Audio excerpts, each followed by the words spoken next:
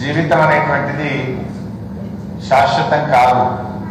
ఎవరైనా పుట్టినవాడు ఇంతకు మాను, కానీ జీవించినప్పుడు చేసినటువంటి మంచి పనులు శాశ్వతంగా నిలిచిపోతాయి.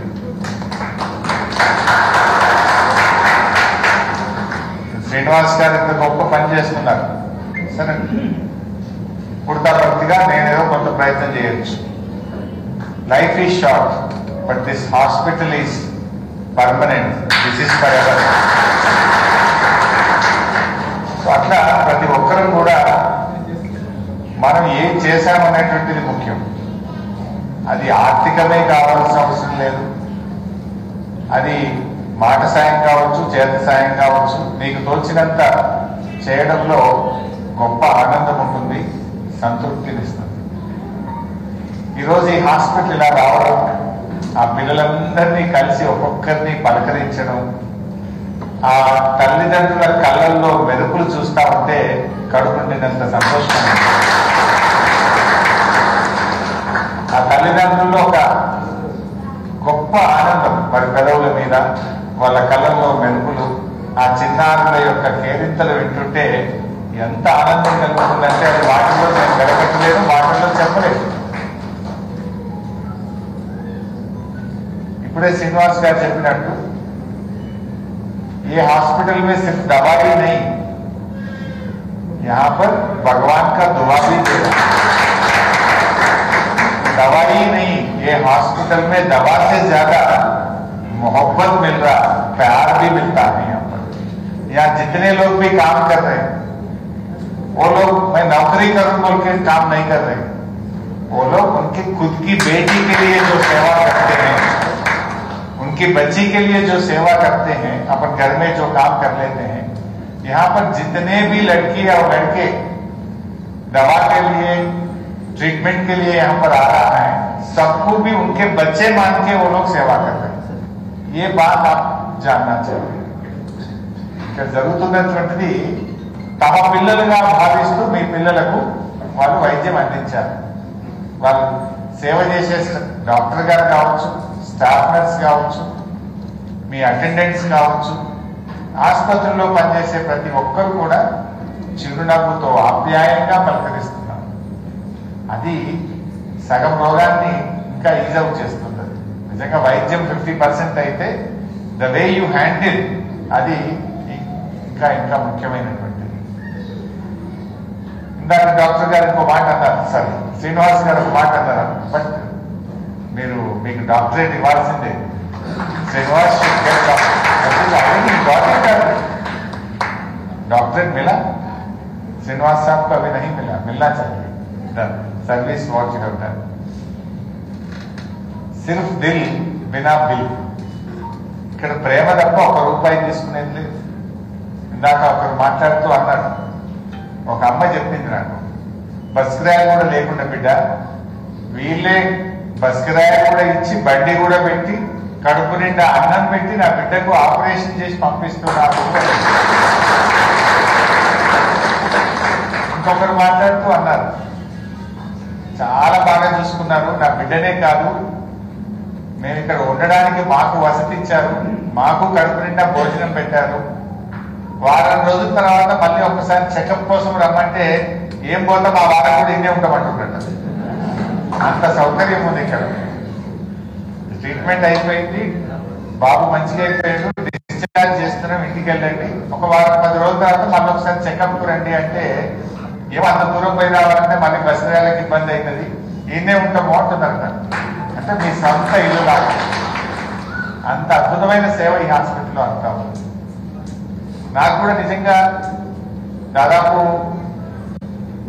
2 దశాబ్దాలకు పైగా ప్రజా జీవితంలో ఉన్న కొన్ని పనులు అత్యంత సంతృప్తిని అందిస్తాయి, ఆనందాన్ని కలిగిస్తాయి. అందులో ఒకటి ఈ సత్యసాయి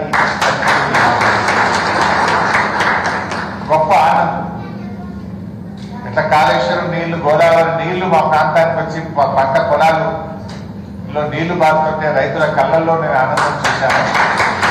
ఈరోజు ఈ పిల్లల తల్లిదండ్రుల కళ్ళల్లో ఉండే ఆనందం అది వెలకట్టలేనటువంటిది. నిజానికి శ్రీనివాస్ గారు ఇక్కడ మాతా శిశు సంక్షేమ ఆసుపత్రి పెడదాము అనుకున్నారు.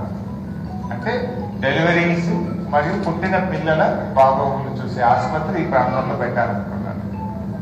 నేను అన్నాను, సార్ మా రాష్ట్రంలో హెల్త్ డిపార్ట్మెంట్ బాగా పనిచేస్తుంది, 100% ఇన్స్టిట్యూషన్ డెలివరీస్ జరుగుతూ ఉన్నాయి. కానీ ఇంకా కొంచెం ఈ అప్పుడే పుట్టిన పిల్లలకు మాత్రం మేము ఈ కార్డియక్ సమస్యని ప్రభుత్వంగా మీకు పూర్తి స్థాయిలో చేయలేకపోతా ఉన్నాం.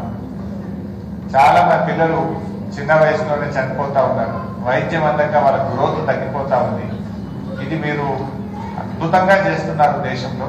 ఛత్తీస్గఢ్లో, హర్యానాలో, మహారాష్ట్రలో, కర్ణాటకలో, దేశంలో 4-5 రాష్ట్రాల్లో అద్భుతమైన సేవ అందిస్తా ఉన్నారు. మా తెలుగు రాష్ట్రాల్లో లేదు, అదేదో మా తెలంగాణలో మా ప్రాంతంలో పెట్టండి అని నేను కోరడం నిజంగా వారు అంగీకరించడం నా జన్మ ధన్యమైందని నేను భావిస్తాను. శ్రీనివాస్ గారికి నేను శిరస్సు వంచి హృదయపూర్వకంగా మాటల్లో ఆయనకు నేను కృతజ్ఞత చెప్పలేను. నిజంగా చెప్పాలి, వర్డ్ పదాలు దొరకడం లేదు ఆయనకు. సార్ నేను ధన్యవాదాలు చెప్పడానికి, కృతజ్ఞతలు చెప్పడానికి పదాలు దొరకడం లేదు. ఎందుకంటే ఏదైనా మాట్లాడడం చాలా ఈజీ. ఇంత పెద్ద ఆసుపత్రి నిర్మించి ఇంతమంది సిబ్బందిని పెట్టి ఎక్కడెక్కడి నుంచో, కొంతమంది ఆంధ్రప్రదేశ్ నుంచి వచ్చారు, కొంతమంది ఛత్తీస్గఢ్ నుంచి వచ్చారు, కొంతమంది బీహార్ నుంచి వచ్చారు, కాకినాడ నుంచి వచ్చారు, వివిధ జిల్లాల నుంచి వచ్చారు. ఎంతో దూరం నుంచి ఏమీ తెలియదు, భాష తెలియదు, ప్రాంతం తెలియని ప్రాంతానికి వస్తే గుండె కత్తుకొని తమ పిల్లల్లాగా కడుపు నిండా భోజనం పెట్టి వసతి కల్పించి వైద్యం చేసి వారిని పంపడం అంటే ఇది మాటల? ఇది భగవంతుడి కృప, స్వచ్ఛమైనటువంటి మనసు, ఆయన మంచితనమే ఇంత గొప్పగా నడుపుతాం. యాజ్ సిటిజన్స్, ఈ ప్రాంత నాయకులుగా, ఈ ప్రాంత ప్రజలుగా మనం ఎప్పటికీ వారికి రుణపడి మనం కూడా కొంత దాని నుంచి ప్రేరణ పొందాలి.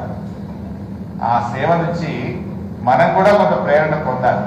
ఇందాక కొంతమంది తల్లిదండ్రులతో నేను మాట్లాడుతూ అదే అన్నాను. చాలా మంది పేదవాళ్ళే ఇక్కడ. ఒకరు మాట్లాడుతూ రోజు 300 కూలీకి వెళ్ళి పని చేసుకుంటాము అన్నారు. ఇంకొకరు మాట్లాడుతూ నేను ఏదో కంపెనీలో 500కు డైలీ వేజ్ లేబర్ గా పనిచేస్తాను అన్నారు. సరే, మీరు పేదలు, కానీ ఎప్పుడన్నా ఒక సంవత్సరంలో 15 రోజుల్లో నెల వచ్చి ఇక్కడ సేవ చేయండి. అంతకంటే మనం చెప్పగలిగే కృతజ్ఞత, మనం చెప్పగలిగే ధన్యవాదాలు మాట రూపంలో కాదు.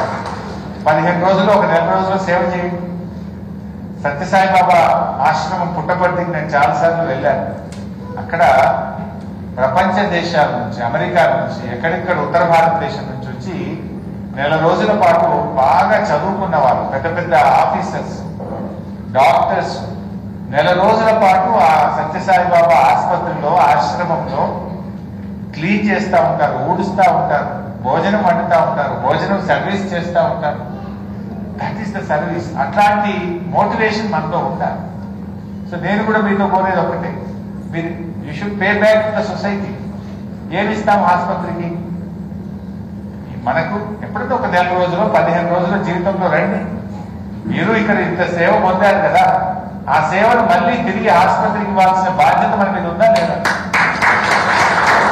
ఏమి డబ్బులు ఇవ్వకండి, వచ్చి మీరు ఒక మంచి ఒక నెల రోజులు, 15 రోజులు మీ జీవితంలో, ఒక సంవత్సరంలో వీలైనప్పుడు వచ్చి సేవ చేయండి ప్రతి ఏడాది. ఇక్కడ ఉండే ప్రజాప్రతినిధులుగా మనం కూడా దీని నుంచి నేర్చుకోవాలి.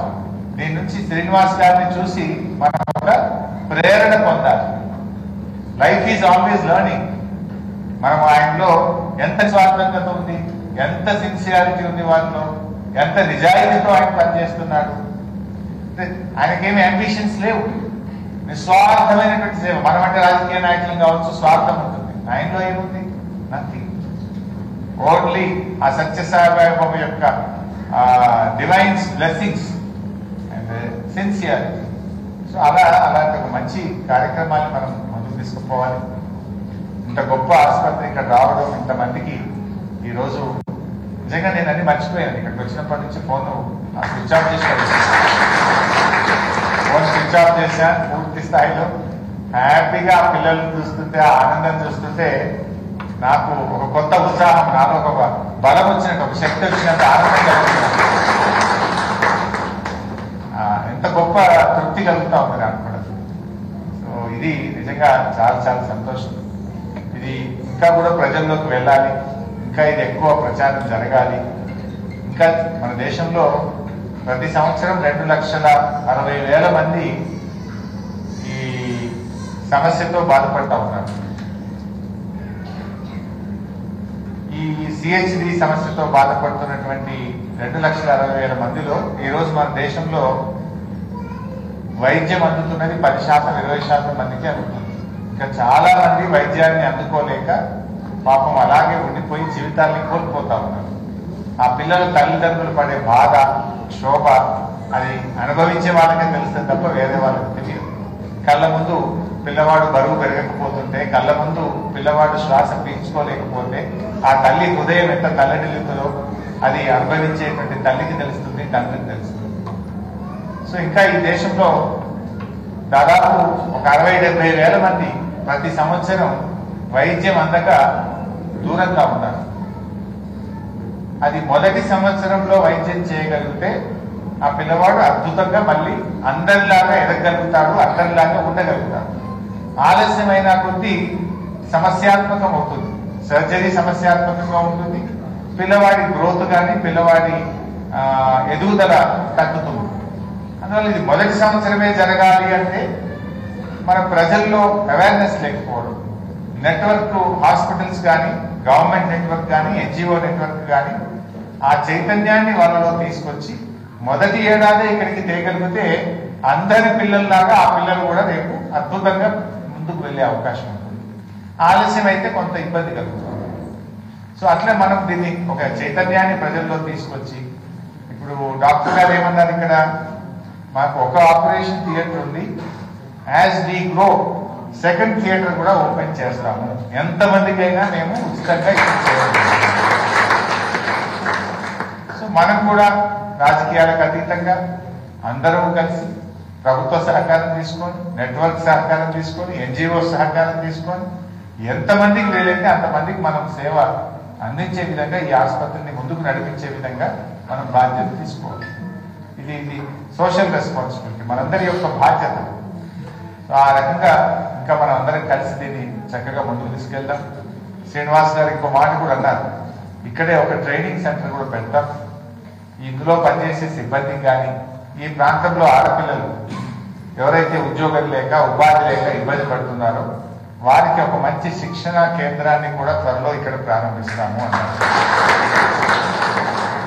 సో అక్కడ చదువుకొని ట్రైనింగ్ పొందిన తర్వాత they can work in this hospital, లేదా ఈ గ్రూప్ లో ఉండే మిగతా రాష్ట్రాల్లో ఉండే ఆసుపత్రుల్లో పనిచేయచ్చు, లేదా వాళ్ళకి ఇష్టమైన చోట కూడా పనిచేసేటువంటి అవకాశం ఉంటుంది.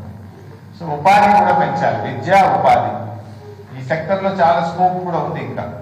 సో ఈ హెల్త్ సెక్టార్ లో మేము ఇక్కడ ఒక ట్రైనింగ్ సెంటర్ ని కూడా పెట్టి ఈ ప్రాంతంలో ఉండే నిరుద్యోగ యువకులకు శిక్షణ ఇచ్చే కార్యక్రమాన్ని త్వరలో ఇక్కడే ప్రారంభిస్తామని చెప్పారు. దానికి కూడా నేను వారికి హృదయపూర్వకంగా నేను ధన్యవాదాలు తెలియజేస్తాను.